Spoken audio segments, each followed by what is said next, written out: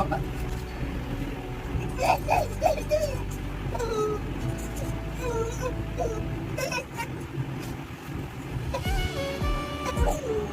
என்ன அப்பாக்கு இல்லையே இது?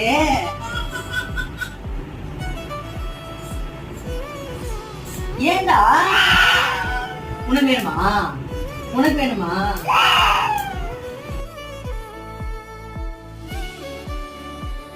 ஏய் பத்துமாடா உனக்கு? பத்துமா? இப்ப நீ நடக்கிற இங்க இருந்து அம்மா கிட்ட இப்ப நீ மட்டும் கீழே விழுந்து அவ்வளவுதான் சொல்றேன்.